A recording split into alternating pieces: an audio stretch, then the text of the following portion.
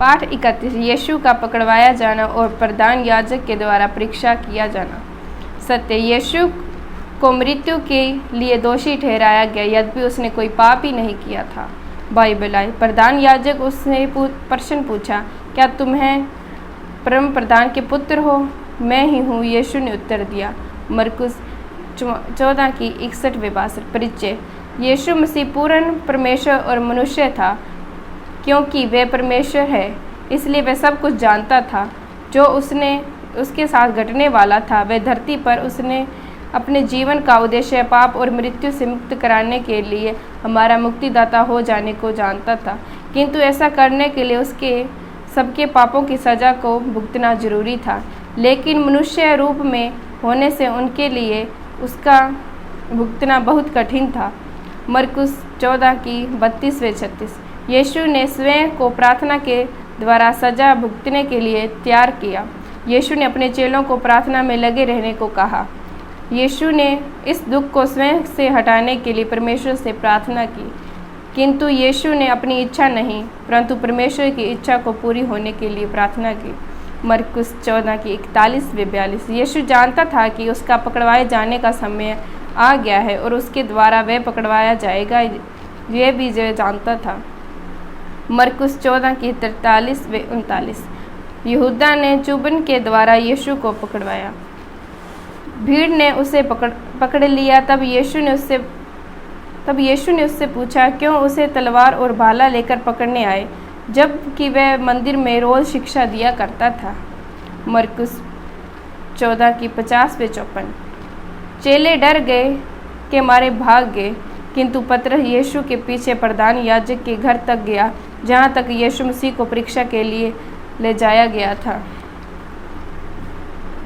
मरकुस 14 की 55-64। सभा यीशु को मृत्यु का दोषी ठहराने के लिए उस पर आरोप लगाने लगी। जब से यीशु ने लाजर को मृतकों में से जिलाया था, तब से वे यीशु को मारने की योजना बना रहे थे। परमेश्वर के नियम के अनुसार किसी को मृत्यु के दंड देने के लिए 3 गवाहों का होना जरूरी था। बहुत से झूठी गवाहियाँ सुनाई गई, किंतु वे उससे यीशु को अपराधी ना ठहरा सके। भविष्यवाणी। भजन संहिता 27 की 12।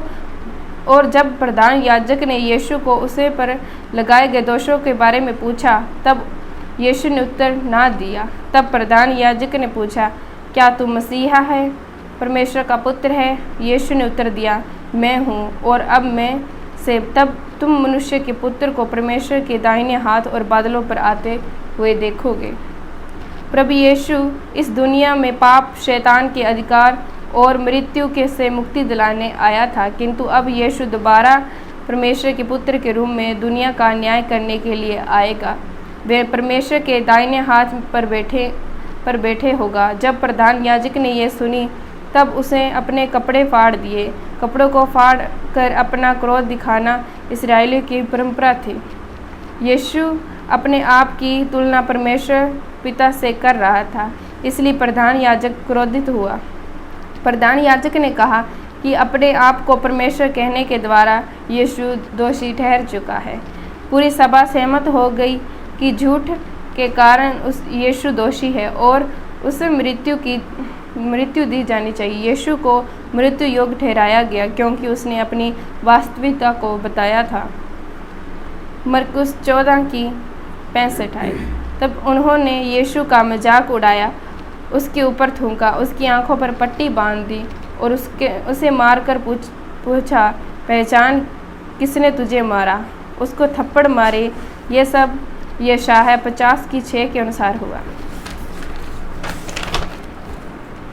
व्याख्या। यीशु केवल पूर्ण परमेश्वर ही नहीं किंतु पूर्ण मनुष्य भी था और उन्होंने बहुत सी कठिनाइयों का सामना भी किया। वैसे हम भी कठिन समय में करना चाहिए। उसने प्रार्थना की और स्वर्ग के पिता से सहायता मांगी। यीशु में कोई भी गलती नहीं पाएगी, किंतु फिर भी मृत्यु के दोषी ठहराया गया। आज के पाठ में हमने भविष्यवाणी को पूरा होते देखा। पूछे, इस कहानी में आपको कौन सी बात अचंभित करती है? इस कहानी में कौन सी बात सबसे रुचिकर थी? चुनौती। इस सप्ताह में आपने जो भी सीखा है वह दूसरों को भी सिखाएं। हालेलुया। अगर आप प्रार्थना कराना चाहते हैं और इस वचन के बारे में और जानकारी प्राप्त करना चाहते हैं तो नीचे दिए गए नंबर पर कॉन्टैक्ट करें।